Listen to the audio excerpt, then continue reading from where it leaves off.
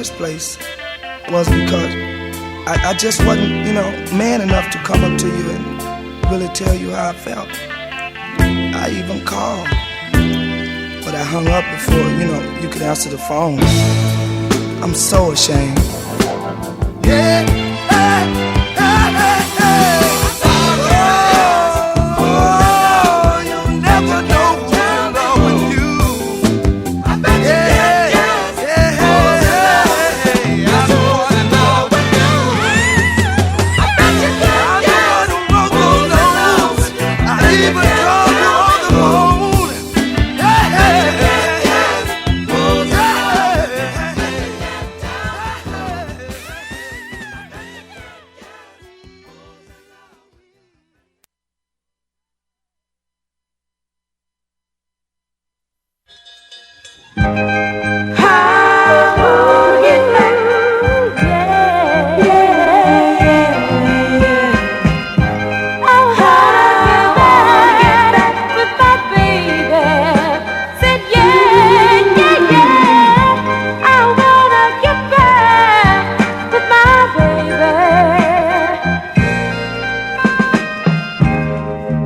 Just the other day, things were going mighty fine. I was so sure of your love, darling, and you were sure of mine.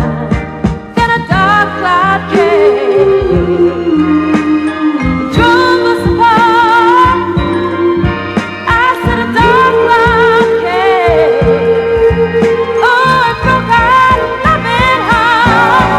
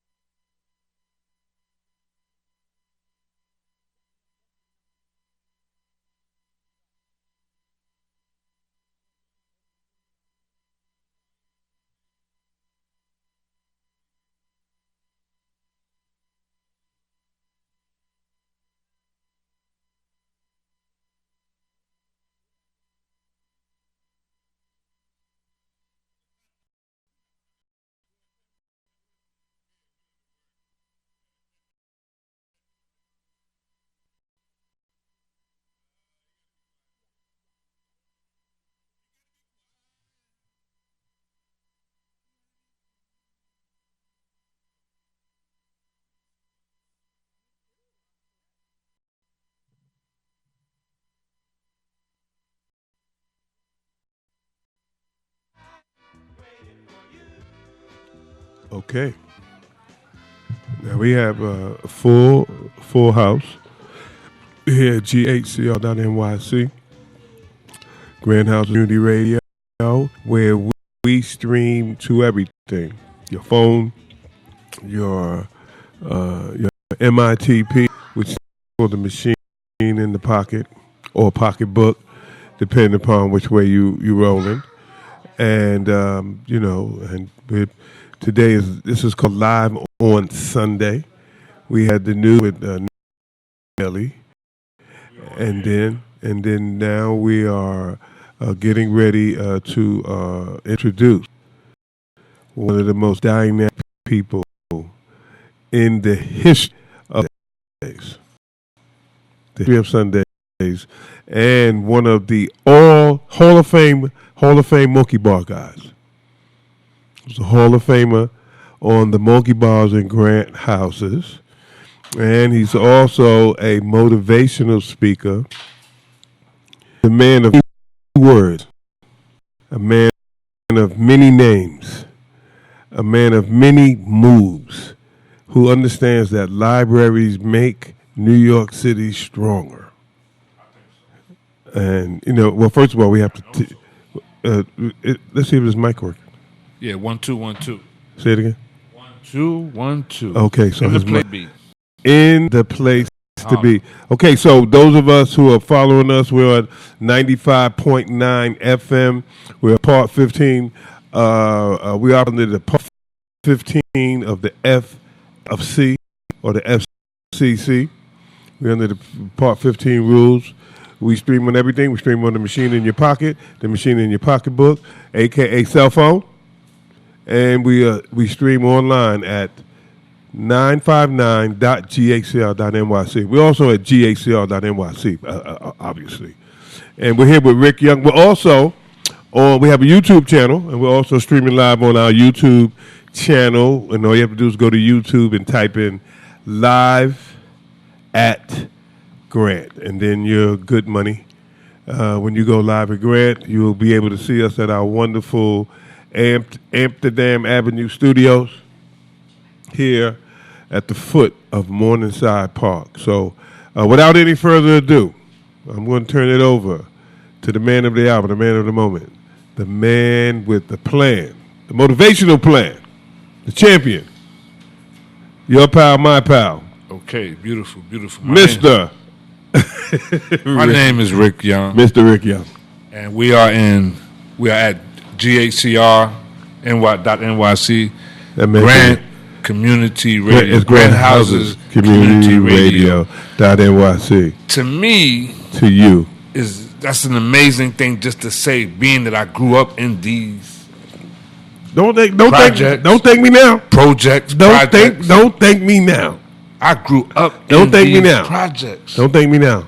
I was born in Savannah, Georgia. Oh, you was born in Savannah, Georgia. But at 5 years old, I moved into the Grand Houses at 5. At 5 years old. And when my mother was walking me up the hill, you told her these guys was in the park playing basketball, but like serious basketball. Oh, this is when you was 5. I was 5. I don't like where this is going. I don't like watching these guys as I'm coming up the hill. They are playing serious basketball. I don't like where this is going. And at some point, I got out there on the monkey bars. Okay. And that's where I first developed my basketball skills on the monkey bars. Now, for those people who are from different parts of the world, like China or wherever the hell they from, can you just take 10 seconds to explain what the HELL is a monkey bar? Well, it's I guess a piece of steel that they used for people to climb up and do exercises. And they were very dangerous because they had no they were no rubber under them or nothing like that. So if you fell off the monkey bars, you was going upstairs to your mom. Yeah. Right. There was nothing under there. They just came up with that little rubber stuff here that gets so hot you didn't want to touch it. Yeah. But before that, there was nothing under there. There was nothing. If you fell down, you was going upstairs. But we had and get operated on by your mother. We had 3-on-3 games. We had 2-on-2. We played 21. We played full court because there was another monkey bar that was. And you would go monkey bar to monkey bar. Yeah. Okay. Monkey bar to monkey bar. Now imagine that. Here's a guy who's a monkey bar aficionado, and he wants credit. Well, I mean, come on now. one day I went to the. Come on now. I went to the Come on, we not the giving book up. fair. They had a book. I don't know if they're still doing the book fair on 135th Street. She can't get no headphones, man?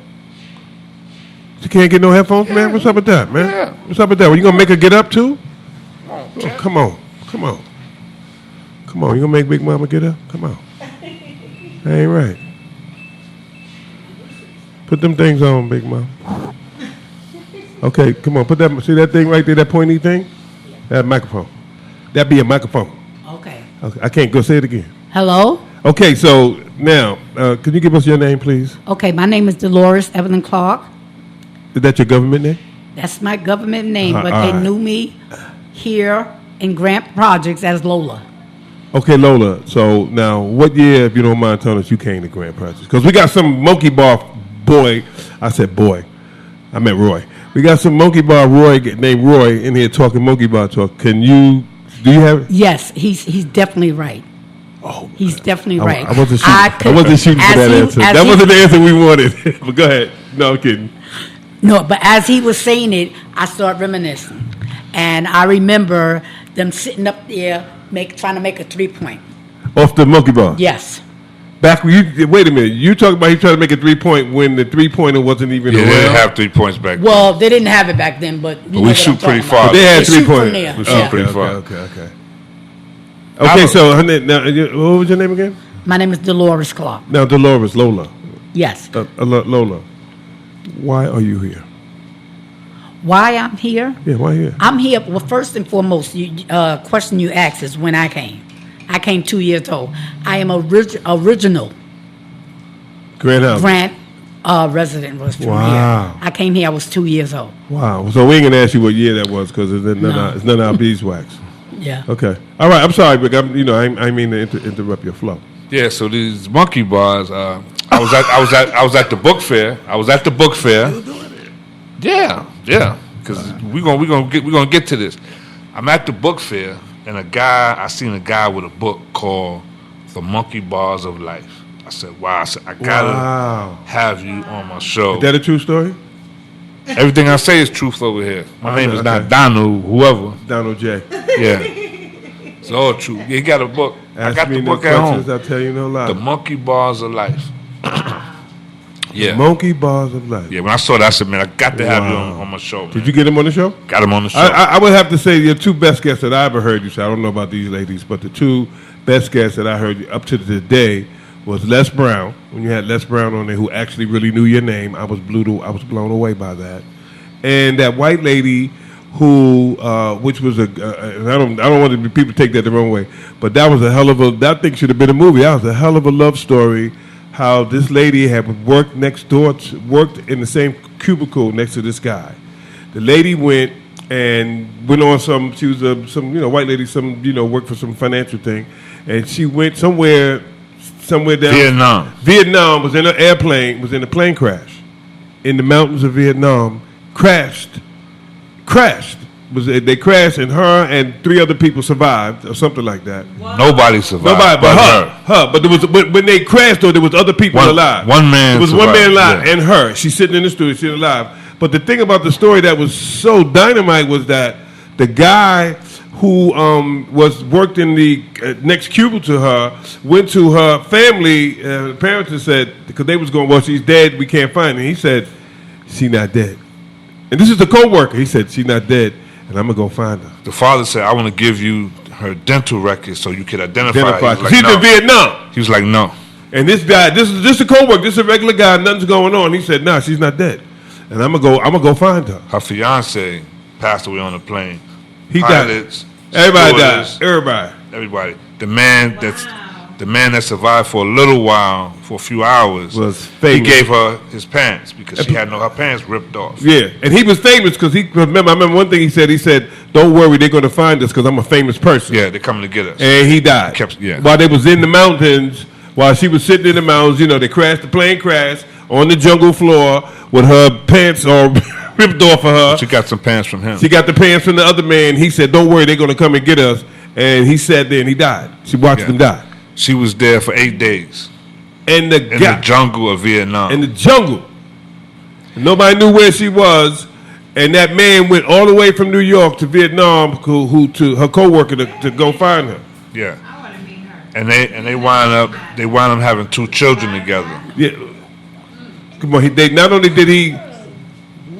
Oh, what is he doing, man? What you doing, man? Rashana. They wind up having 2 children together. Her coworker. He found her. He went and he found her, and when you ain't tell the part, when she was in the hospital after they got rescued, because eventually they got rescued. She got rescued. Took her to the hospital, and the coworker showed up. Yeah. And she said, you know what she said to him, right? What?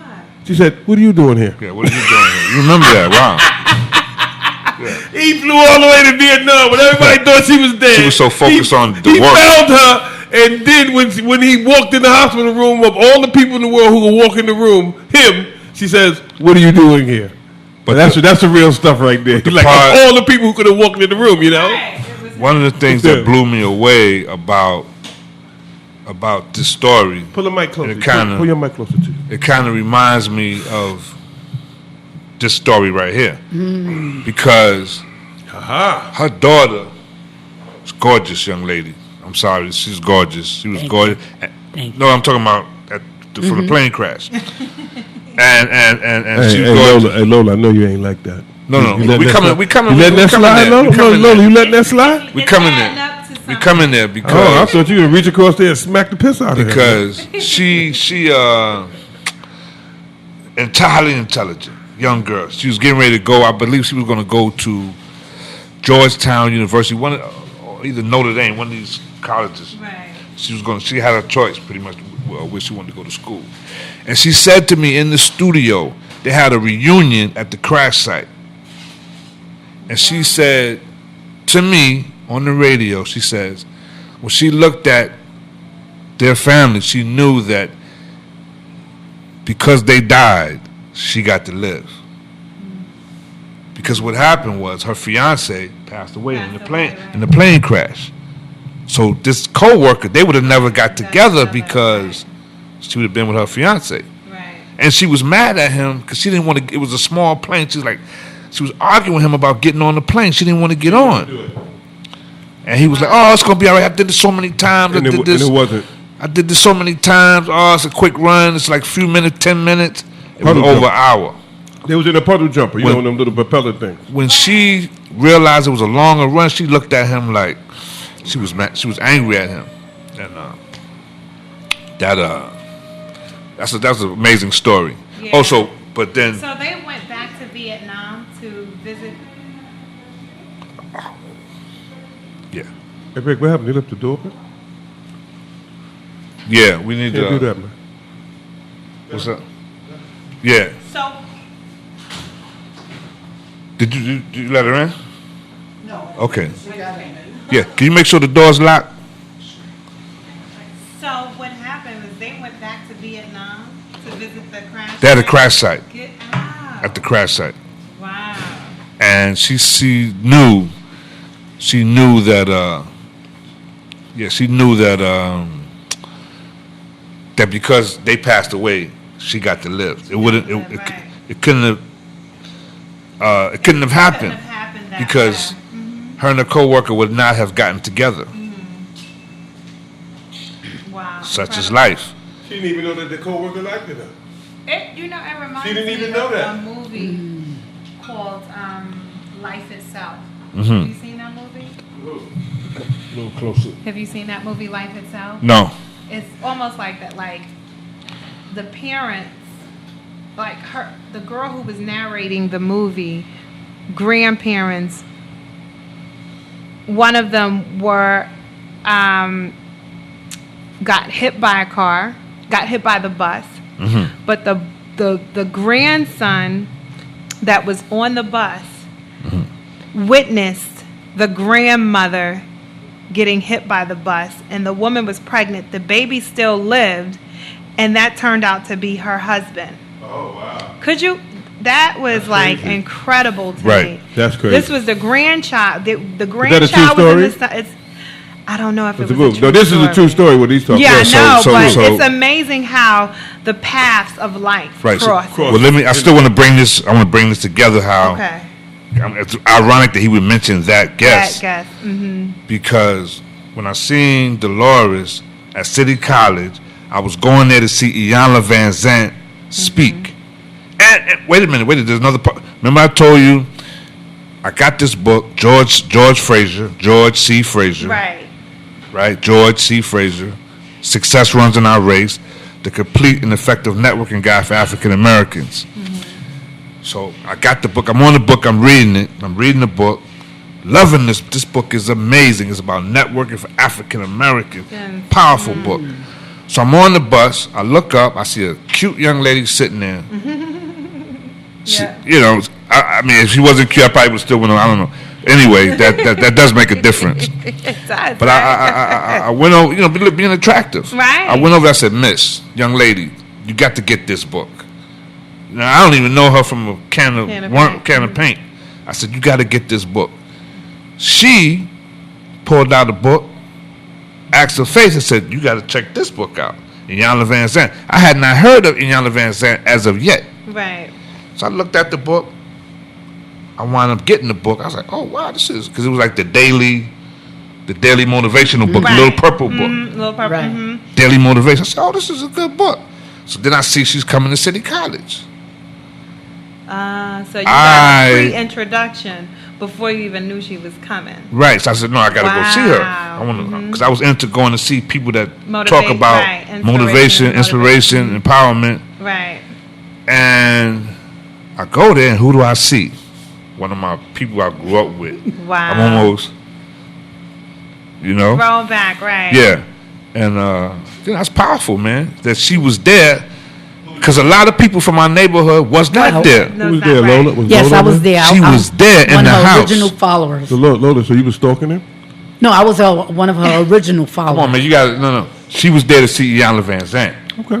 And I went to the college. And she's a powerful. You tried to throw that in there. No, she's a powerful speaker. Right. She's a powerful. She sure is. She's a powerful speaker. So Yes. when I saw you there, that was like, wow, that blew me away because I was going to a lot of different events, speakers, Les Brown, events, right. different And you saw her speakers. there at that one. Never really seeing nobody that I knew from my neighborhood. Now, bam, Right. there she go. And then to bring it back to with this young, because her daughter had the lady from the plane crash. Her daughter was something. She was on another level, man. Because when she was speaking on the mic, me and her mother would look at her like, wow, Right. you know, who was that young lady sitting there?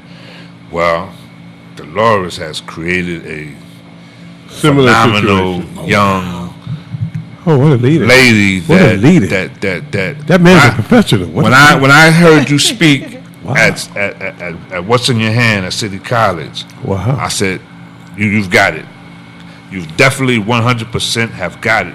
I mean, I didn't know that, but now I know that. Thank you, Rick. So you have played a part in creating something phenomenal. Thank you. Welcome, Dolores. Yeah. Thank you to you guys both. Yeah. Thank So you. what's her name, Rick? Rayshana. No, I mean her. Yes, Rayshana. My name is Rayshana Okay. Frazier. Yeah. Rayshana what? Frazier. Yes, Doug Frazier. Spelled different. That's I was gonna say. See, look, he's hey, like, Rick. wait a minute. I was going to say that's my cousin over there. My cousin. Yeah. Let's remember, us Frasers got to stick together. We sure do. Okay. No matter what. That's right. Even- whether it's got the I or not. Even whether it's against- got the Z or not. Even against a big bad host like him. Yes. And on top of it, you I have a don't know book that I can't- titled Don't worry You about it. Matter. You have a book titled You Matter. Look, put the book up to the camera. They got a camera right there, over there. There you You go. Matter. Yes. You Yeah, matter. so that they go to the camera. Yeah. See, it's on tape that lady. Oh, it sounds okay. It's on YouTube. And you have a You Matter conference coming up, I do in January. right, in January. It's going to be in New Jersey. It's going to be in New Jersey at the Hack Pack Theater, Yeah. which is in Hackensack, New Jersey. Am I invited? Absolutely. Okay. Everybody in Oh. this room is invited. So That's only us. let me just say, no, not only y'all. Oh, Anyone who's ready. okay. Yeah. I thought you said. so this young lady that just came in, just came from, you said Brooklyn? Yeah. And you are a fitness professional? Awesome. Yeah. So we're gonna get you on the mic too at some point, but because I think that's an area that we need to work on. She got muscles too. Whether we be, She got muscles too, Rick. how do we address? I We see don't it want when to be you came addressed in, as seniors, right? How do you want to be addressed? Seasoned. Season. How about Seasoned. How about marinated? Seasoned. How about marinated? So The season of the earth. I've seen you. Nobody wants to be marinated. I've seen a couple of your clips on social media, and they're very, very impressive. The work that you're doing. I Wow. want to find out exactly how you got into that. Wow. But back to how did you get into this area of this mind, success, self-improvement, and then also wanting to help people? How did that happen? As you were telling the story, is seeing my mom at an Iyanla Vanzant. Don't try to make me cry up in here. No, now. no, but Let me seriously. drop no tears. 'Cause this is special to me. Yeah, I knew her when I was 5 years old. All right, start crying. If you seen her there, the you could cry. only imagine what I was exposed to being in the household with her. Oh man. So Where the tissue at, man? He's crying. He's crying. Right. Not yet, but I know it's coming. Welling up. You welling up. You welling up. don't make me cry, y'all. I'm trying to be strong. Remember, you're a Frazier. You could cry. Right. Cry all you want. You're a Get the Frazier. tissue ready. So, even like if you saw the books of if somebody introduced you to Acts of Faith right on the street, could you On the imagine bus. on the bus? Somebody right? I didn't even know. Somebody you didn't even know. Could you imagine what I was exposed to with somebody that I did know who was into that? I mean, from that book, from the Acts Thank of you. Faith to pretty much all of Iyanla Faith, and that stuck with me. It Wow. stuck with me. See there? See what Yeah. you did? See what you did, Dolores? Yeah. Thank you. Oh man. So that stuck with that was defeating grounds at a very young age, and it stuck with me because living in Harlem, New York, I had a choice. I had a choice to be a self-observer of myself and Wow. and what I wanted for my life, or blend in with what was around me. But because my mother had given me the exposure of things that weren't happening and weren't being exposed in the community or were at universities, I had an advantage, and I took that route. And it's actually my lifeline to be in tune with self and understand who I am and my purpose in this world. Well, I didn't say this on the other show we did. I didn't say this. But when I look at you, you remind me of your grandmother, and we talked about her.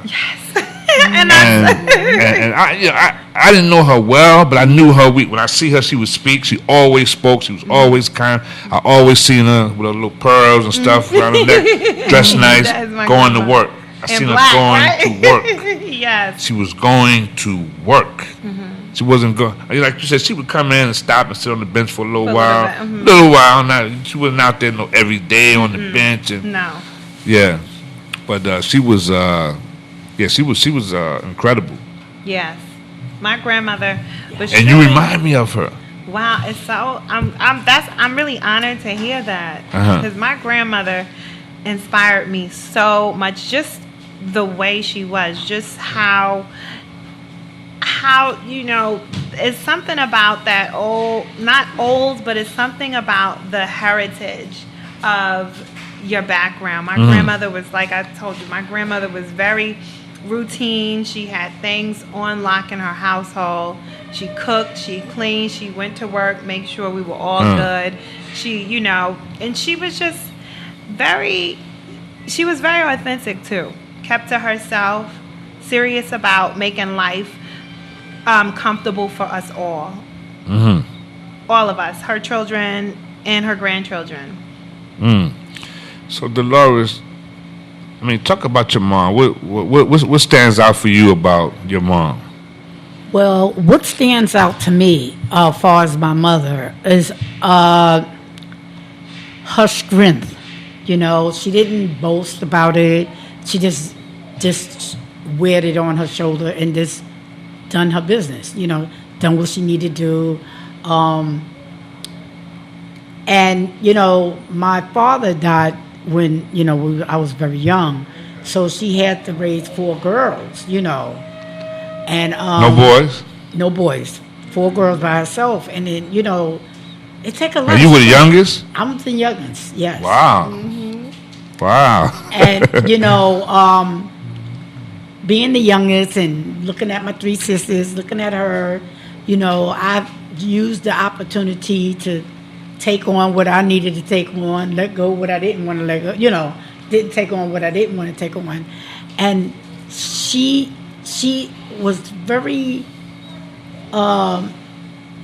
encouraging in her own way. You know what I mean? She was very encouraging in her own way. And at a young age, she kind of like leaned on me, it was like, wow, Okay. she like leaned on me. So I internalize that as I got to be strong. I got to be, So she didn't come out and say it verbally, but that's how she used to, cry on my shoulder. Oh, I wish things was better, this and that. And it made me to, I'm like, Mommy, don't worry, I'm going to do my best. She brought that out of me.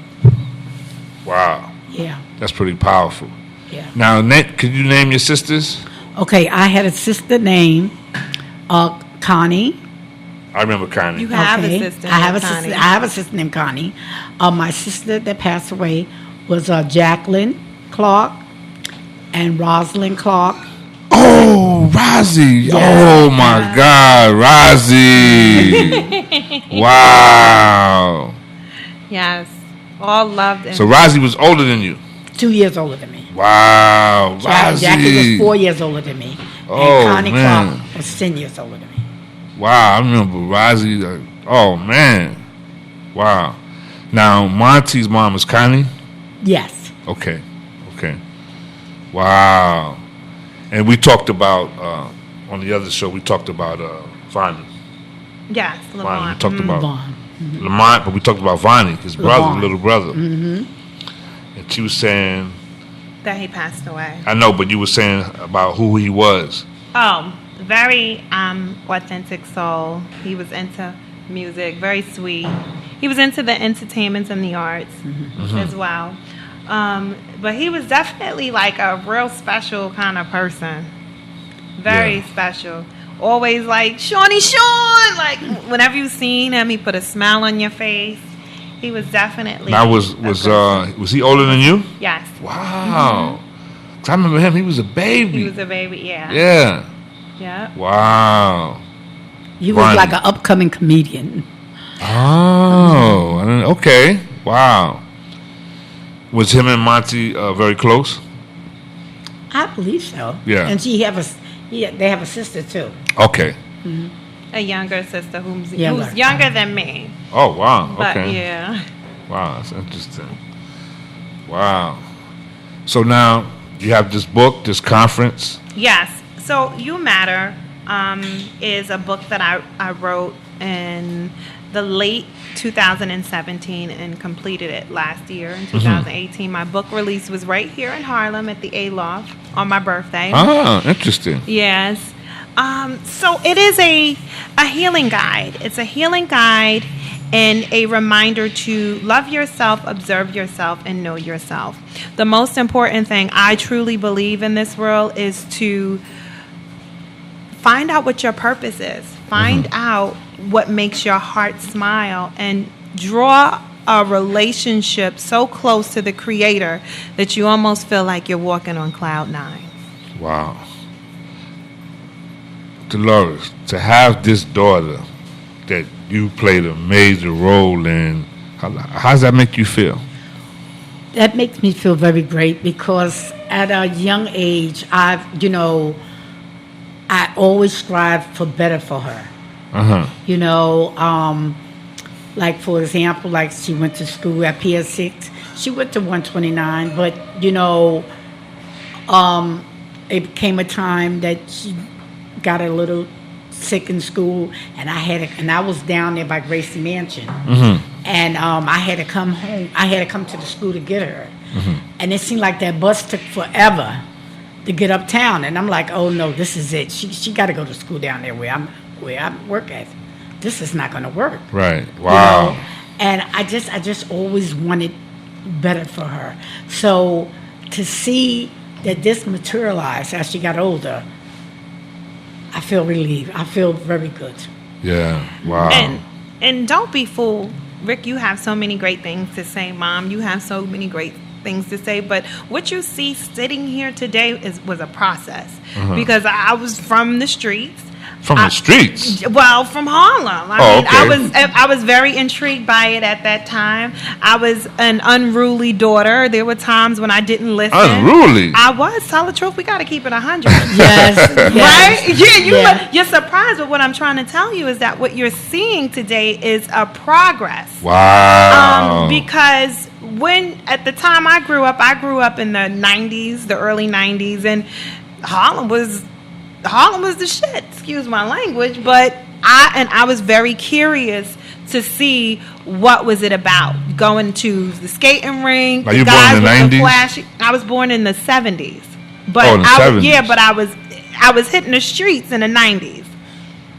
Yeah, my mother had a little issue with me growing up. And nobody's going to talk about that, but I have to, because whoever's listening could know that you could be in the mix right now, but you can also choose better for yourself. You can also choose you at the end. That's what You Matter is all about. You could be caught up in the image, the appearance, what's going on, people rocking the ice, people rocking the Balenciaga, but you also could flip over to saying, okay, I need to see what my purpose is, because that's what's going to really make me happy.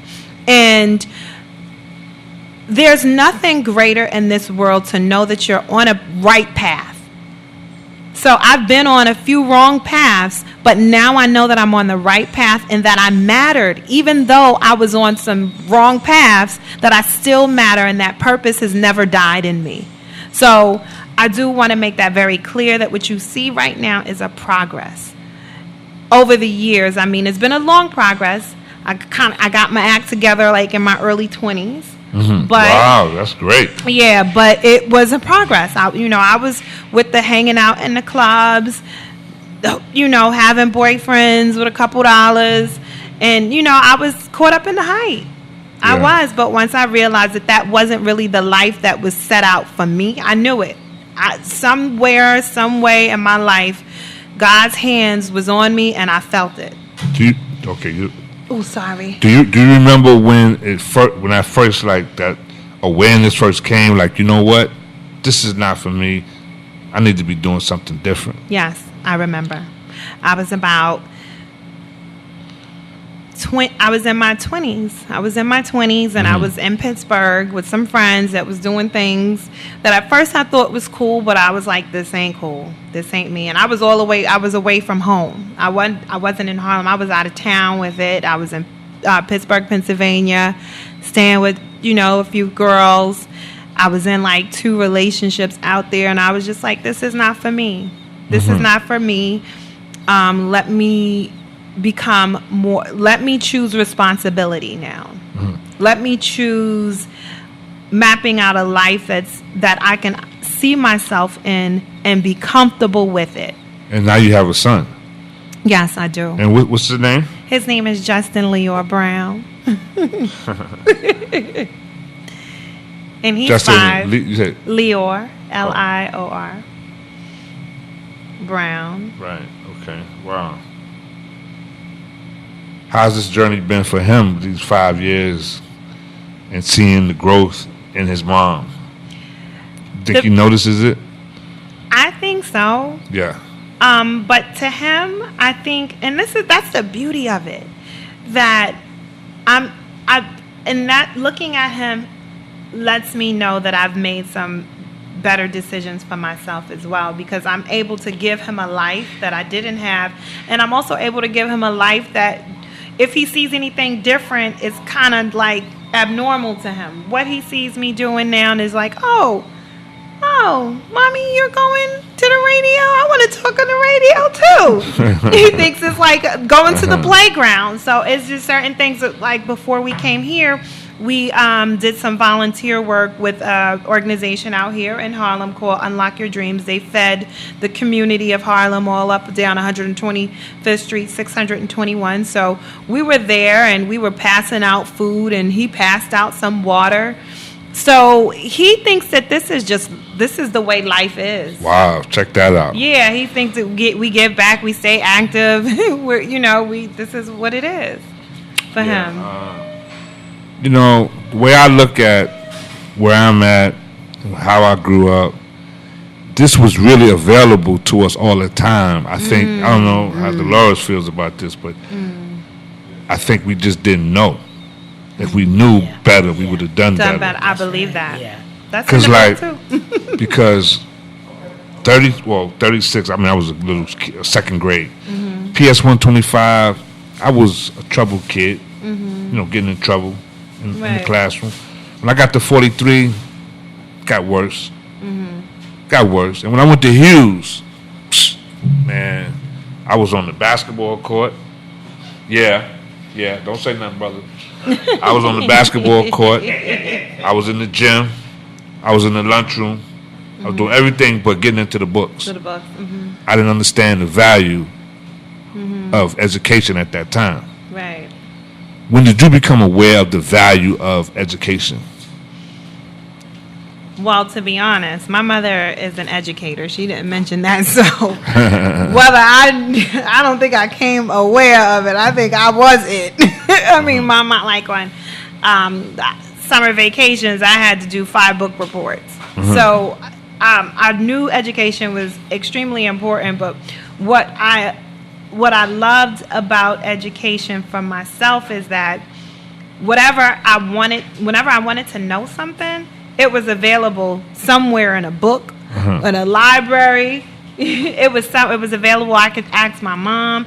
So, and that's actually stuck with me to my adult life. Whenever I want to know about something, I'm seeking it. So, like you said, you thought that you felt like all of this was available to us. We just didn't know about it. I became an avid seeker for information. And speaking of Iyanla Vanzant, she has grown tremendously from when we first saw her at City College, yes. because what she did was brilliant. I think I told you she did 1 month for a whole year. Yeah. Every month she would come once a month. Right. That was a brilliant move, marketing wise. It was just brilliant, Right. and it worked because by the end of that year, she was known. She was known. Bam! It was like boom. It was no stopping her then. Right. You know, it was Oprah and everything else after that. Right. So great move, and it was like an honor to see you there. Still Oh, an yes, honor to see you yes. there. Now, but what did you think when you saw me there at a Iyanla Vanzant event? Oh, What that's became? interesting to know. I was like, wow, Rick, and like, I remember you, Rick, before even boxing. I remember you was like, you was out there fighting in the park before you fought. So, Is that true? So it was like, wow. Not great. you. It was like, yes, the transition took place. Oh wow. Yeah. It was great to see you in that moment, because, like I said, coming up, I saw Rick and his parents breaking him up from a fight in the park. Yeah, I yeah. remember those days. Yeah. But it was good to see somebody that, we're from the same neighborhood. Yeah. We grew up with the Yeah.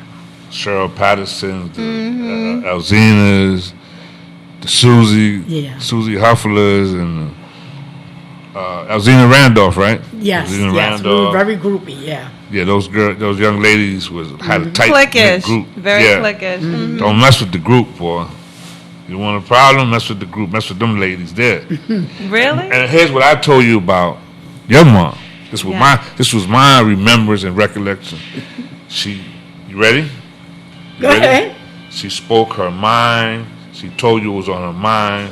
She didn't hold back. She let you know. If you stepped out of line, she let you know. That's what I remember. You remembered correctly. Yeah. We want to let the young lady come on for a little while. You're gonna stay. Okay. And we're gonna get some fitness in there too. Awesome. Got to get some fitness. I wish I had some music interludes. I don't have my Or just switch chair. Just like roll the chair over. yeah. If I don't have my musical interludes and my motivational interludes, excuse me. Yeah. No, we talking to the engineer. He's sweating like mad now. That's right. And that's why engineers give you sound advice. Now give me the correct spelling of your name. It's Sharon, S-H-A-R-O-N. Shannon. Sharon. Yeah, put the mic. You want to turn it on the other side. You got it on the opposite outside. You want to turn it on the inside. No, you have to turn the headphones like Oh, right this here, way. honey. Yeah. I have a sister. There we go. Now we in business. Put the mic close there. Give me the correct spelling of your name. It's S-H-A-R-O-N. Sharon. Sharon. Low. L-O-W-E. Sharon. L-O-W-E. Low. Now you into fitness. I am. How did that happen? Were you always into fitness? As far as I can remember, yeah. Now, I just looked at a couple of clips. I mean, I'm a busy kid, man. I'm not going to move. But I have looked and seen some clips, and you are very intense with these workouts. What's going on there? You putting it in. I just want to show that age doesn't matter. Age does not matter. Yeah. Yeah. And especially when it comes to our community, the African American community, fitness tends to be very overlooked. I was just thinking Yeah, that. it's not I was thinking that. accessible. So if I can show you ways of doing fitness without having to be part of a gym, then I'm going to do it. Okay. And then I also want to dispel the age thing because social media tends to be strictly geared towards the younger crowd. I'm over 50, so I want to dispel that myth. Well, come on with that now. You ain't no doggone over no doggone 50. I will be 53 in a couple Is of months. your last name Trump telling fibs up here on the radio? Wow. You ain't no, you a baby. You ain't no over no 50. I am. Wow, you look. So if I am Incredible. here, yeah, Huh? I'm here. She looks incredible. And that's what fitness does. Fitness will retard your age. So do you play any sports? I don't. No I sports. don't. No basketball, nothing like that? Okay. No, don't let the color fool you. Okay. Are you a fan of basketball? I am not. I mean, it's there. It's a sport. I borrow certain techniques from Yeah. the sports arena because, like for football, there are certain drills that they do that Okay. I will incorporate into what it is I'm doing. So yeah, and in that regards, I'll borrow things from them. Do you teach classes? Do you teach? I used to. I used to teach, but my profession, I'm a social worker. I'm a social worker, so I had to merge those entities, the mind connection. And there's a difference between those. There's someone who's to speak. So when there's a disconnect, I connect or stagnant. Part of social training is to try to find out this and your narrative, and you're talking purpose. So a lot of us we purpose because of who we are. If we don't, then we're totally lost. Speaking from me, because I was having that blueprint, not knowing roots anchored where my roots started. I was lost for a long time. So getting those dots. Yeah, you don't know was a doctor. Yes. Yeah. Connecting those some way is trying to connect back to who you are. Well, listen. Why are you here? Why am I here? Yes. My purpose is to help from access to mental health better fitness, and just using my narrative as example. Now we met lovely Lisa. Lisa Says, popping up. Yeah, she. you met Q from was it? Q. I Is bet. Lisa too? Yes. Oh, She runs. She's a runner, Yeah. and I So just. we got to get yes. no other studio. Oh, you have two? Yeah. Check you out. Mhm. We got 3. Now, Okay. hello. Come on. She's from the other Gotcha. shows over there for 3 years. Oh, wow. Doug Frazier, Reed, Carter. That's my cousin. Right. That's my cousin. So Fan. I'm a lamb. because they built this, and to me, me to be at and doing a show up there, what's in your hand? It's like a come true for doing that. To be in that and what I'm doing.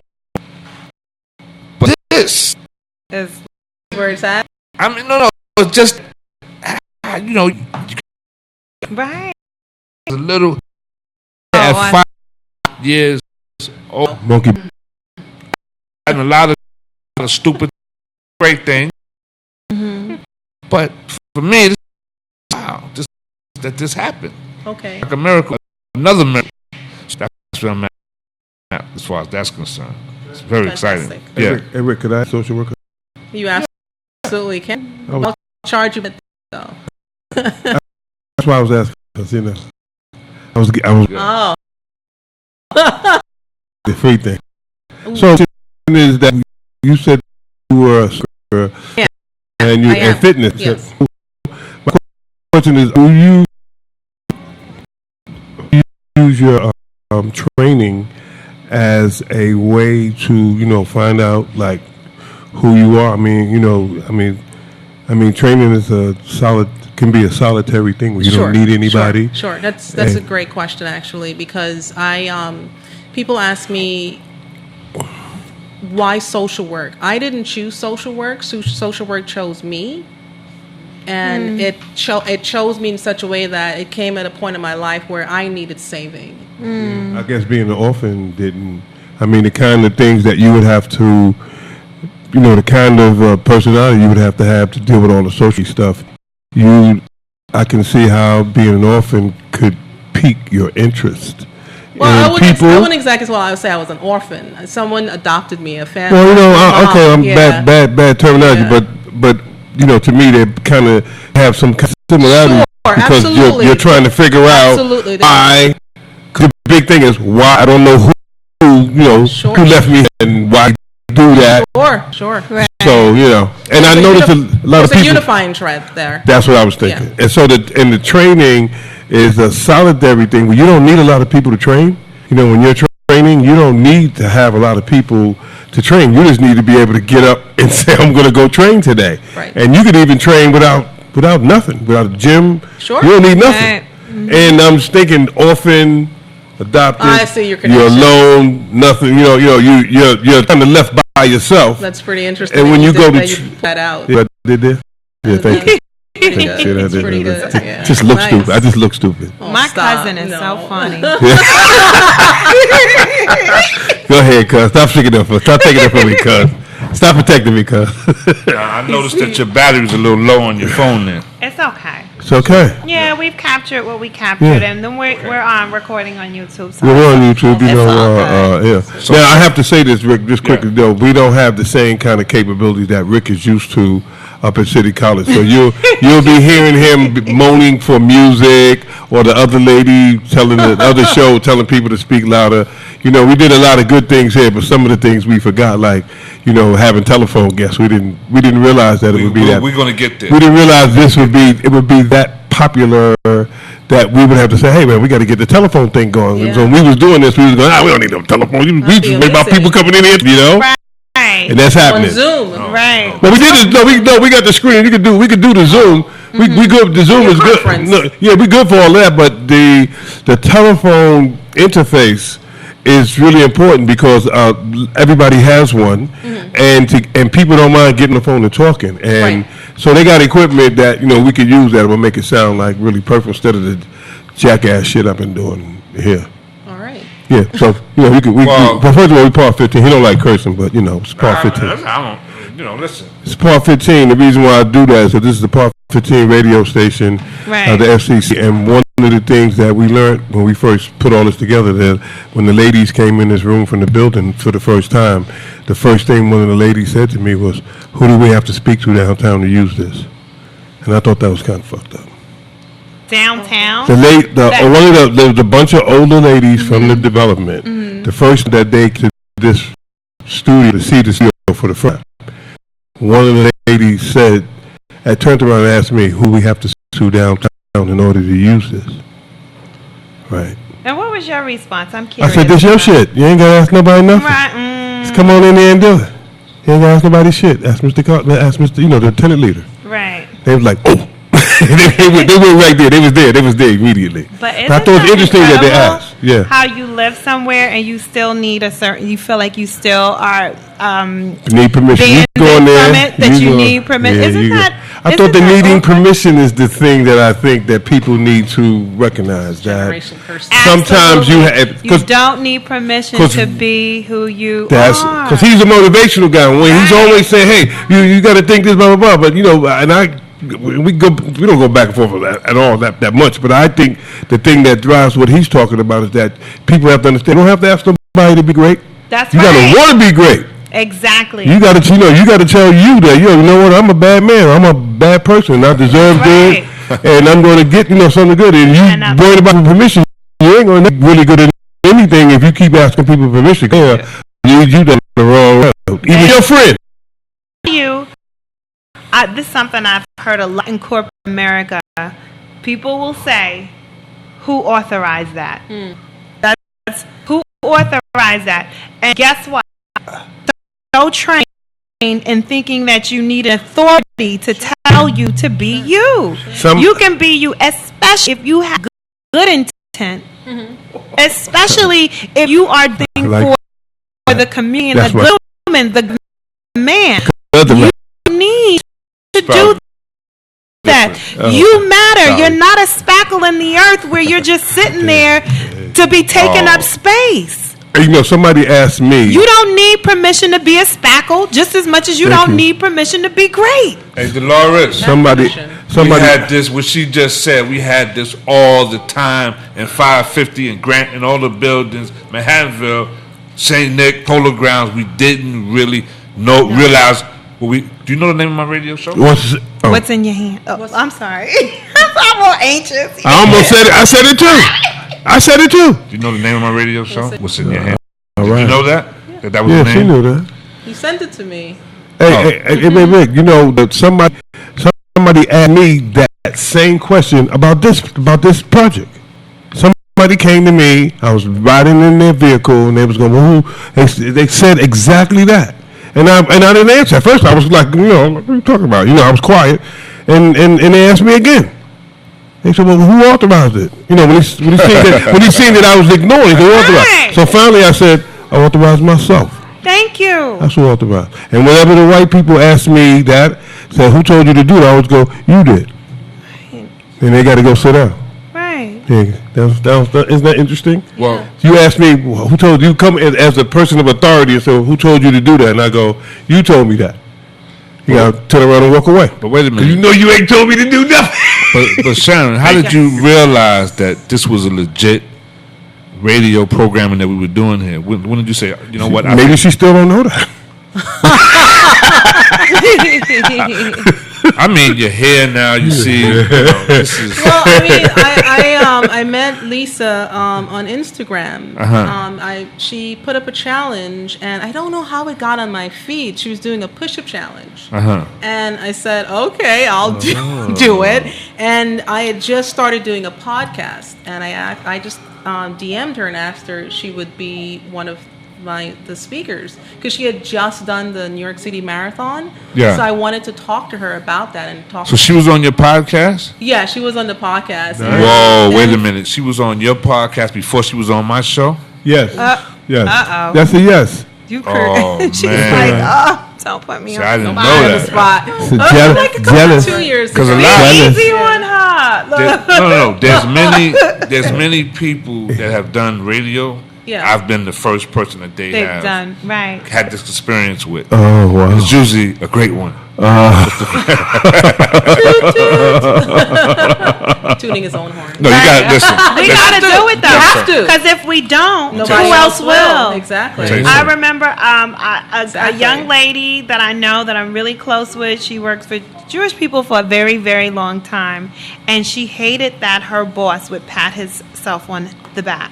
And I said, well, why do you hate that? Why Yeah. don't you like that? She said, because I just think it's a little egotistic and, self-centered and those good. things of that nature. fine. That's fine.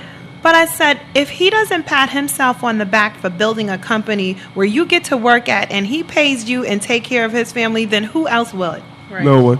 Because obviously you don't think that he should pat himself on the Right. back, so you're not going to do it. Right. Right? Right. Yeah.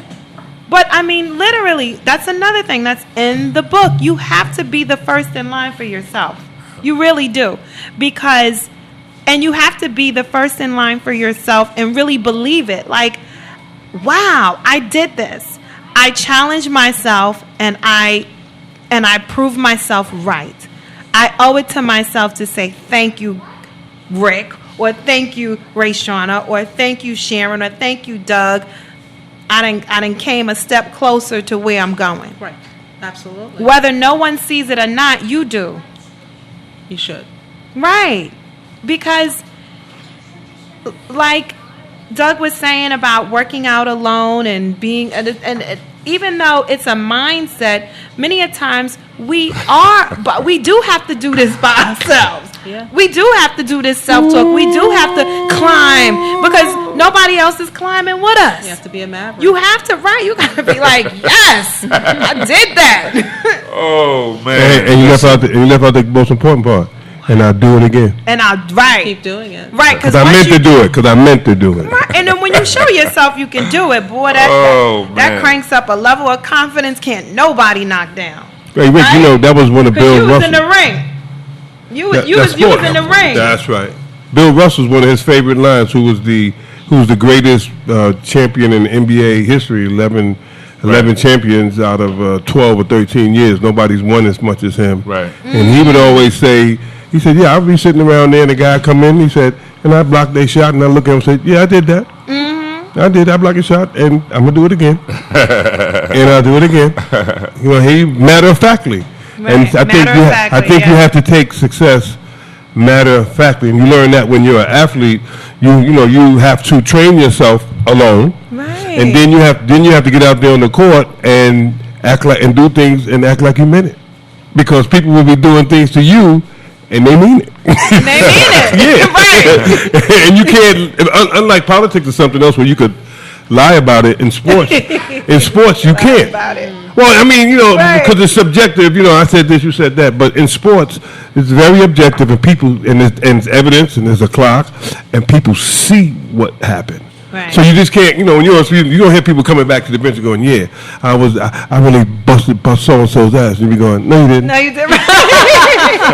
You ain't do shit. And we lose it. And we saw that. And we saw it. Or we didn't see So it. you don't get a lot of that kind. You get the other kind of acrimony when people lose. Like you didn't do as much. Right. You didn't do what you were supposed to do. You get that finger pointing, but you don't get the people ain't out there trying. Right. Hold on. I want to back up for a minute. Sorry. Something was said that went by, and I didn't respond to that. I wanted to respond to that. The word often. No. Just no. I don't. Who used that word? Yeah, I don't abide by. Oh, the kind of finger pointing that was often. You saw that? That's Sharon. Sharon. what I'm talking about. Yes. That's what I'm talking about. I don't abide by often. Well, the beauty of it is she did not accept that word. Yeah. I didn't. You don't have to accept the things you hear. I just wanted to clarify Okay. that. I never did come in. I wanted to clarify that. Often, no. You hear for a purpose. Right. Because the thing is with words, it stigmatizes. Yeah, we come from different places. Right. We all come from different places. Right? Yeah. How we get here, we may come from China, might come from Russia, Japan, Germany, Africa. Wow. But there is one origination, though. We Yeah. all originated from one. Right. one- Okay. Yeah. Yeah. What's up, that? Yeah. You know, and I respect other cultures Of because course. culture is important. Absolutely. Where you from Yugoslavia? Hey, man, you gotta honor your. Where you from? I think that's important. You have to. Yeah. It is very important because we all matter. Yeah. Thank you. Because we Thank all you. matter. Yes, sir. Fraser. I wanted to ask you two guests a question. Yeah. You know, I think that our greatest accomplishment as in the culture, I just want to see what they think about it. This is just my opinion. I want to see how they react to it. But I think our greatest accomplishment in the culture is that we all cooperate with each other. I think that's one of the greatest things that we have in this country right now. Whose culture? In this country, one that we all live in. I don't see The that. culture of this country. I don't see You don't us- think this country has a culture? No. Oh yeah, right. You No, it has a don't? culture. That's what I'm talking about. I'm just As a talking about the country of the but I culture. don't see us Coming understanding together. and respecting other I people's do. culture. That's I didn't say that. I said what we have is we cooperate with each other. I didn't say we understand anything. I said we cooperate. And when I want to get everybody what they think about. When I say you cooperate, when we go outside, we cooperate with all the rules out there. We cooperate with the rules of the culture, the laws. We cooperate with people who we don't particularly care for if it's in part of our interest, like buying something for our kids or buying, just the normal everyday things. And I don't think we give it enough. I don't think we give everybody enough credit for just how hard it is to get all of these people to cooperate on something. I think people take all that for granted. Just busy worrying about the other things. I just want to know if anybody disagree with that. I think you do, Rick. Yeah, I don't think we cooperate enough. Well, I didn't say we did enough, but I do. I think we cooperate. You would disagree with that? Yeah, I do. Okay. Because I'm the type of person Okay. where I came from, and how I got here. I'm really not sure how I got here. No. I hear you. I'm the kind of person. I'm not. I know you say don't pat yourself on the shoulder, but I got to say this. No, I said, do pat yourself on the shoulder. I deal with people from all different cultures, Right. different parts of the world. And I taught at Columbia University for 11 years. I had students from everywhere, from all over, and I'm teaching them. I'm the teacher, and I'm teaching them how to do this thing called boxing, and it was amazing. And even in life, I'm working with different. That just happened. Yeah. When I'm working with different people, I think it's part of where we grew up at too, because we used to go to Columbia, sneak in to play basketball, and I thought that was interesting. We used to play against people that we Right. didn't know, Right. different cultures, and sometimes we kind of bumped heads because we coming from Raw 125th Street going up to Right. Columbia to play basketball, and we snuck in on top of that. At one time I had to find an ID, and I would just cover the pitch up and show it and go in. Play back. We love basketball. But that's the advantage of being an athlete. Being exposed to different cultures, different walks of right, life. And teamwork. And also That's an right. entertainer. And teamwork. You're That's right. exposed to That's one of the things that boxing did for me too. Right, you're right. exposed to that. Yes. I mean, for Teamwork. the average Joe that goes to work, go to school, and that's it, and they're not really into things, your career, your sport, Yeah. traveled you, Yes. and yes. it kept you well versed. Fraser did it again. Right. And I think it teaches you about teamwork Yeah, and teamwork. being realistic. Right, that it's not and about the having color, goals. it's about the goal. Another score for Fraser. And not only that, it teach you how to work with people who you don't like, because they don't care if you don't. Because you're not required to like anybody to be a part of the team. You're just required to Right. show up and help the team do whatever the goals are. But once you understand that you are on a team and the teams, everybody is have the common goal of to win, and you're an athlete, I believe that they feel like they put all those other differences aside, Yeah, and we wow. have to win. For the most part. We have to win. For the most part. Your Get a couple of knuckleheads here and there. You don't have. Right, You you don't have do. to put them aside. They don't matter. The- It doesn't. I'm not required to like you. I'm not required to be your friend. I'm not required to care about you. I'm only required to get out there on the court and do everything that I can to help the team win. Period. Point blank. Because you'll have people I've been on teams with people where I didn't even know their kid's name. Been on teams with guys 8-9 years, don't even know their kid's name. Don't matter. Now is that your perception of cooperate? Well, what you guys are talking. You guys are talking. My perception of cooperation. Right. That's the. No, my perception of cooperation is that's something like culture is all about what do we do in the culture? What do we do around here? You know, around here we lock up, put kids in cages. Around here, those are culture things. And in our culture, they don't give us any. None of us give each other credit that we just cooperate to do the regular everyday things, and that's a big deal that we don't look at. We think that we take it for granted. Well, I disagree. Okay. I'm on Rick's side because Okay. I think what it is I wouldn't use the term cooperate. I would use the term tolerate. I would use. But you're talking about the things that you don't care for. I'm just talking about when you cross the street and you found the light to cross the street. You're not tolerating. You're cooperating with that. See what I'm saying? Not everybody crosses the street. I'm not talking about everybody. But I think, honestly, I mean, I see your point, but I think because we have been co-betting with each other so long, it's like second nature to do things in a law-stated fashion. It's the law to not cross the street. It's the law not to do so. It's the law not to patronize people. But that's not the law. That's just the rules. There's difference between the law and jaywalking is actually not enforced. It it's really a rule. is. But it is a law. It's a law. It's just not enforced. Okay. So I think we, and by choice, us by making decisions on what we will not do to disadvantage ourselves any further, we just don't do it. And we tolerate people because we don't know how far they're going to go to get us in trouble. Okay, when you go to the store to buy something, are you kill us. Are you cooperating? When you go to the store to buy something, are you cooperating? When you just pick it up and you go purchase something from someone who you may not never talk to? Like you go to a store and there's someone who's against your whole ideology and you go to buy something, you needed something, would you buy it or not buy it? If you needed it. If I need, you would buy it. I would buy it. That's all I'm talking about. That's fulfilling a need that I need. That's your need, but my point is you're cooperating with the other person because that may be somebody who you don't even like, and you will cooperate. If you saw a little kid who belonged to two skinheads and you saw them getting ready to run out in the street and get hurt, you would probably stop that kid. You wouldn't let your bias get in front of you. That's my point. We all have certain just small, simple, I'm not talking about heavy duty, just simple baseline things that we all do every day with each other. And, people try to act like, you're supposed to be doing those things, and it's not true.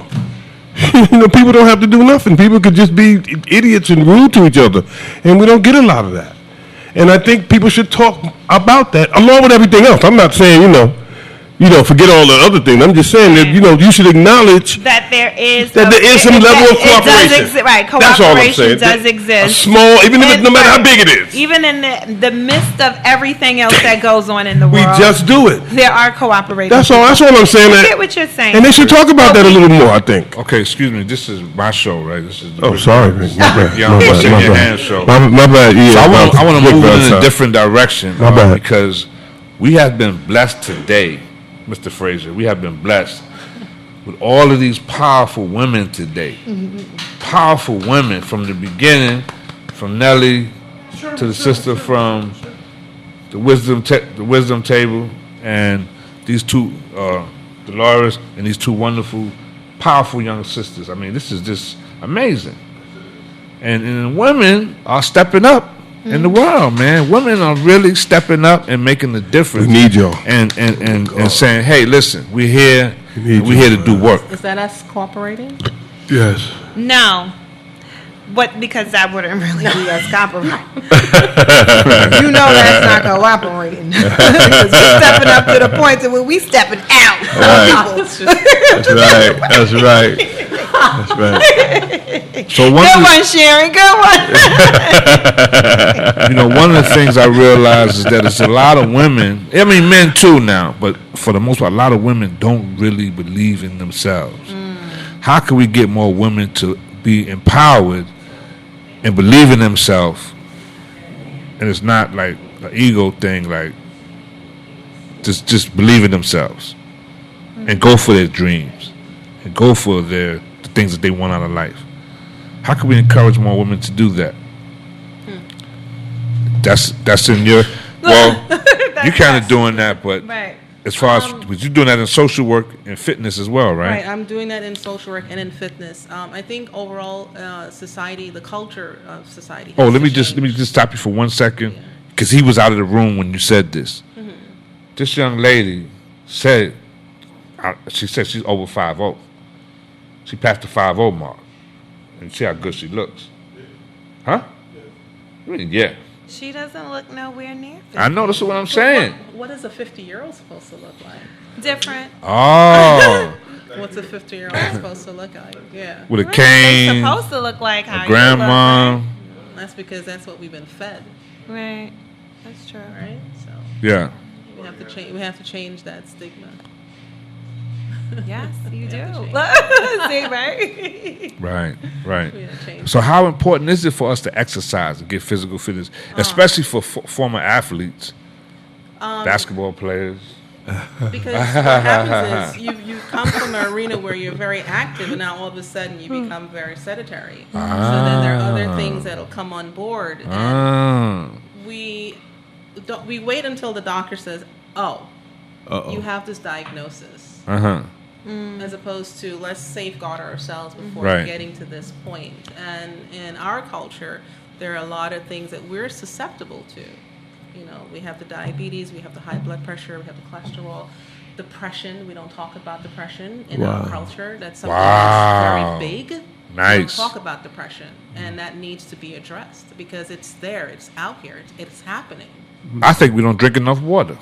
That too. We don't drink enough water. Do you drink sufficient amount of water, I do. Rashana? I do, and I haven't always been. I haven't always been very conscious about wanting to drink water, but I do now because it's. And I also, I actually don't drink just spring water.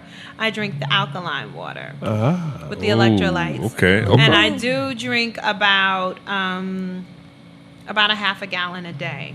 Wow, nice, So I do think water is extremely important, and I've been seeing the benefits of it a lot more since I've been drinking it for like a month now. Yeah.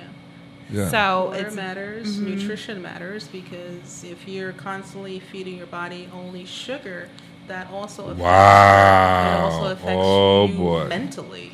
Oh boy. And if you're exposed to that years and years, decades and decades, what do we see? We actually will see someone who looks like a 50-year-old. Wow. Because the body's been deteriorating over time because of the lack of water, you know, good nutrition. And nutrition doesn't have to be that expensive. Yeah. Where do you teach at? As far as Where do you teach? Online? Do you have a class that Online. you don't do the classes anymore? No, I don't do the classes anymore. I usually do a boot camp class because I'm in the Bronx, but I didn't do it this year because I just needed to do some rebuilding on Hear the Yeah. myself. boogie, hear the boogie down. Oh, so important. Yeah, it's very I important. just So I wanna- needed to take some time out. To ladies, I do forgot that. to tell you, we're not allowed to talk about social media platforms here because he would go lose it. You start talking about Oh, really? yeah, Facebook. I didn't say that. Start talking about these different platforms because he said this is the Oh, platform. you mean fake book? Fake book. Fake Yeah, news. Okay. yeah. So anyway, I just want to put that out there. That's not really true, though, right? Man, I see them go off on some people, man. So I don't usually talk. I about just don't think you should He's be. keeping us out I just of don't the think you red should tell zone. every people all your information or whatever, and they making money off it. That's kinda I don't- deep. I don't think That's that's a kinda good deep. idea. Only because I used to be a criminal, so I just don't think this is a good idea when I was a teenager. I just don't think it's such a hard idea. Just Yeah. think you shouldn't be telling people stuff. Right. That's just me. You know what I mean? But remember, I'm the guy that think that we're cooperating with each other. So. Yeah. But I got to get lovely Lisa here in this studio because she did the other one. Right, Now, right. We need to get you On Over the other end. one, the other one. Are you an early riser or Because you're going to have to be. Right, because it's like 6 6 o'clock. 6 a.m., baby. 6 a.m. Yeah. Yeah. You want to do it now while it's still daylight at 5. Oh, Because in wintertime, it's dark gonna still change. until like 6, yeah. Right. But it's an amazing show. But how many shows you did on there, Rick? over What 900. Over 9. Wow. Oh yeah. But what was the experience like for you being there at the studio? It was incredible. I enjoyed myself. I enjoyed being amongst you and the other guys, but it felt just like at home. No stress, no pressure. Be yourself. And it was a nice studio. Nice studio. Yes, it is. You felt like you may have arrived. Yeah. Oh wow. Well put together. It's well put together. It's a very nice studio. Yes, it is. But I want to get back to your question about how could we empower other women Yeah. Okay. who are still trying to search and find themselves. Uh-huh. The best way to empower other women is to forgive themselves. Forgive themselves first, because many a times we are not vulnerable enough, or we are masking up some things that we've done in the past and we're trying to correct and overshadow. Forgive yourself for being the person you are, being the person you were, being the person that you are becoming. It's okay. It's you. You're special. You're unique. You are supposed to be in that situation, because that situation makes you actually stronger. Women who are not empowered are sometimes living off the memory of something who disempowered them. So stop living off of something that's not feeding you in your today. You can change the trajectory of your life at any point. You must that you matter. What you have is valuable. Compare it to what you see on television, or what you see in the magazine, or what you see going on in your family. It's valuable because it's from you. What you have in you can't come from nobody else. So to empower and encourage women is that, number one, is it's precious assets inside of us. Yeah. I hope that's enough for a woman to understand Now, that you have a womb, baby, that you can produce multimillionaires, you can produce presidents, you're producing this. This is coming through you. Preach. But wait a minute. What about the women that have not had children? They should not look at themselves like, oh, I haven't birthed a child. So speak to They that. are a part of the village. Okay. They weren't given the birthing position, but they were definitely given the nurturing position. Wow. Nice. Talking myself today. So Sharon, you weren't there Friday. We did the show Friday, and one of the questions that I put up for the group was this thing called fear. When this thing fear becomes present to you, what becomes present when you hear the word fear? That thing called FEAR. So I can spell a little bit, though. my response to that is going to be very entrenched in what I do as far as being a social worker. Mm-hmm. Fear does exist. It exists. It's good to have a little bit of fear. When it becomes debilitating, it puts it in a different arena, right? So my question to you is, what exactly are you saying as far as the fear? Are you using it when it holds people back? What exactly are you saying about that? Because that is such a very broad. It is a broad. So very broad. It is broad. You know, and I can take it in so many different directions, but in order to not go off, I just want to be in one lane. Whatever comes up for you when you hear that, because like fear, we know, like you said, holds a lot of people back. It certainly Matter of does. fact, a lot of people do things because of fear. Sure. They show anger. They Sure. try to act like a tough guy. I'm a gorilla. I can give you a perfect example. Like today, I went kayaking with some of my friends down in Dumbo. It's a fair was offered by I think it's the Parks Department. If I'm not mistaken, I might be off, but it'll be ending the end of this month. So there was a little bit of fear factor involved there because I don't swim. But I trust that when I go out there, that the people who are there running the show, you know, they're going to give me the life vest. They're going to give me a quick overview before I go in to the kayak. And I know I'm not going to act stupid when I go into the kayak when I'm in the water. Right. I know I have to relax and let the waves take me. And if, you know, I have to do left, right to navigate. So fear can help you to navigate through things. You know, just like you, I'm an author. I wrote 2 books. So, was there fear involved in that? Yes, because I didn't know what I was doing. So I knew I wanted to do it, and I went ahead and I did it through the fear. Even with the fear, I still did it. You know, and then once you've done it, like you said, you're like, yes, I did that. It's like, wow, that's a great accomplishment. It's a confidence builder. Yeah, great accomplishment. So I hope I touched on the answer a little bit. Well, yes, but this young lady, I want you to speak to what you said about this thing called fear. What became present for you?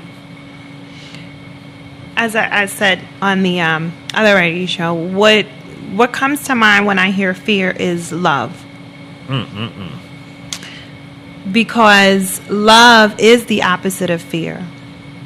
And I strongly believe that, yes, because we are human, we are going to be fearful of the things unknown.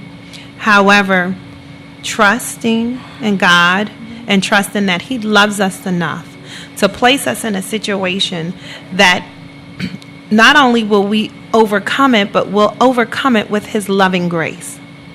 And love is the healer that gets us to the next level anyway. So when I think of love, when I think of fear or being in a fearful situation, I think that I just need to draw closer to my loving resources, which is the Spirit of God, which is my family, which are my friends, because I know that loving energy is within them, and that loving energy is going to get me past that fear.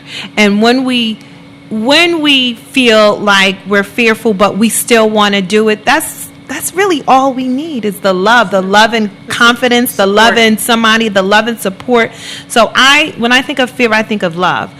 When I think that I'm going to be approached with something like something fearful, just like when you say you went kayaking, Sharon, and you trusted other people. In order to trust to a certain degree, there's got to be some love, like there in the atmosphere. Just that energy. It's energy. Yeah. You know?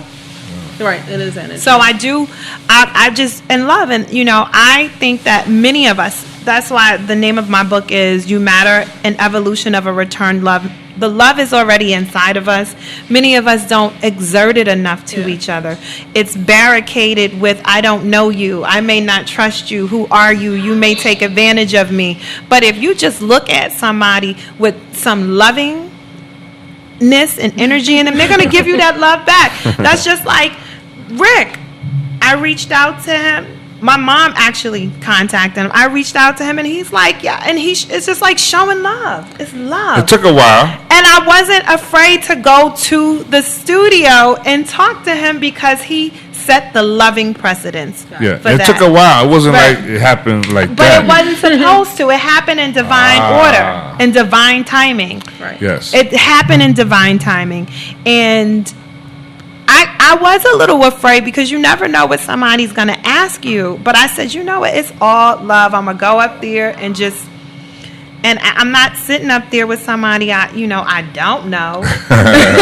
Somebody is not. I'm hoping if he put me on the spot, I'm gonna be like, gosh. No, you ready. You ready. I could ask you anything. You pretty much ready. Did I share the long handle spoon with you guys? No, I did not. No, he shared a lot of stuff with us too. Are you familiar with the long handle spoon? No. Doug, I did share with you, right? I did. So this is a perfect segue to the long handle spoon. It's a quick story I want to share with you guys. Sure. It says, what is heaven? What is hell? The parable of the long spoons explain very well what heaven and hell truly are. One day a man said to God, I would like to know what heaven and hell are like. God showed the man 2 doors. Inside the first one, in the middle of the room, was a large round table with a large pot of stew. It smelled delicious and made the man's mouth water. But the people sitting around the table were thin and sickly. They appeared to be famished. They were holding spoons with very long handles, and each found it possible to reach into the pot of stew and take a spoonful, but because the handle was longer than their arms, they could not get the spoons back into their mouths. The man shuddered at the sight of their misery and suffering. God said, you have seen hell. Behind the second door, the room appeared exactly the same. There was a large round table with a large pot of wonderful stew that made the man's mouth water. The people had the same long-handled spoons, but they were well-nourished, plump, and laughing and talking. The man said, I don't understand. God smiled. It's simple, he said. Love only requires one skill. These people learn early on to share, feed one another, Feed each other. while the greedy only think of themselves. The long-handled spoon. Wow. One of my favorite parables. Yes. Wow. I'm going to start with you, Sharon. What became present for you as you listened to that parable? I was just listening to it. I don't think I had any reaction to it. I just wanted to know what the outcome was going to be. Mm-hmm. Yeah, when you said about the second room, you Yes. know. But one of the things you talked about in the parable is sharing, and part of the work that I do is that I work with children. Uh-huh. And as a teacher, when I go into their home, that's one of the things I work with them on sharing, learning how to share, because I'm teaching them life skills as they go on in life. They may not remember me in 5 years because they're usually like between 1 and 2. Uh-huh. They may not remember me, but hopefully they'll remember what it is that I'm teaching them. Right. You know, so sharing is important. And what became present for you, Rashana? I was sitting here trying to figure out, like, how were they not able to eat with that long, The long spoon? spoon. I mean, to be honest with you, but when Yeah. you told the second portion part, of it, yeah. it dawned on me. Like, yeah. But when you first heard the story, I was like, how are they not? I was trying to still figure out the story. Yeah. Well, let me just give you a living example of how the spoon thing works. There's a man that gave me a very long-handled spoon, and he goes by the name of Brother Leroy, right? He gave me a long-handled spoon, opened the door for me in this thing called radio. I didn't have no, that wasn't on my Agenda, path. right? Mhm. No, it wasn't on Yep. my radar. Yep, okay. Radio. But this man opened the door. He just walked in this door here just now, so you're going to meet him in a few minutes. He gave me a long-handled spoon. Another long-handled spoon, the man sitting behind you, Mr. Doug Frazier, said, hey, Rick, we're going to have a radio program in Grand Projects. We would like for you to come and do some programming there. Another long-handled spoon. That's how it works. That's how it works. And I'm hoping that you young ladies that you met here, it would be an honor for me to see y'all just, hey, you never know. Right. You never know how this relationship thing Right. works. You know. And Absolutely. let's see what happens. Fitness. Right. We need help. I need help. I'm a boxing instructor. I need help with fitness. Even as, like you said, former athletes, Yeah. sometimes they don't really, for the most part, how did you phrase that? They become dormant after leaving that arena. I wouldn't say I'm dormant, but I'm not doing it on the level that I was You doing. used to, right? What you say, man? I heard something come from over there. Okay, I don't see this man on the court. I don't see this man shooting no jump shots or nothing like that. I don't see it. Okay. Those days is over. Like she said, I'm doing it. Sedentary. That's the word. So we're gonna bring this to an end because we got to get ready for the man himself who's gonna be coming in. And now you're gonna meet him, and every time I see him, it's just a pure joy because, and I like to let it be known that That's right. this is the man that did it for me. What happened? Someone that I grew up with, I introduced into the boxing world, and they don't really acknowledge that. I kind of felt a little, but I was a blessing though, because now I said, you know what? I'm not. I gonna get be a like chance that. Right. to really let people know that this man. I did over 900 shows. Right. I wouldn't have done one show No. if it wasn't for this Wasn't. man. Wow. Where's the tissue at now? Where's the tissue? Do I need Right the tissue? there. It's right there. It's right No, there. but I'm just saying this is what he done for me. You can't even. I can't even put it in the. Right. It's priceless. It's priceless. You get processed out. You can't put. Whatever that word is. You can't put Huh? priceless. Right. There's no amount of. I've interviewed Les Brown, Zig Ziglar. I could go on with the list of people that I. Good, man, go ahead with that. I interviewed Paul Robeson Jr.'s Paul Robeson junior Paul Robeson's son, Wow. Andrew Young. No. Come on, man. I mean, some phenomenal people. Zig Ziglar, Jack Canfield, Chicken Soup for the Soul. Yeah. Yeah. So, yeah, like, yeah, yeah. Yes. a zillion books. Chicken Soup for the So, Zig Ziglar too. All You the know, names you huh? mentioned. who? Allsbrook. Homebrew. Oh, Billy Allsbrook. Oh, so yeah, this is the guy that.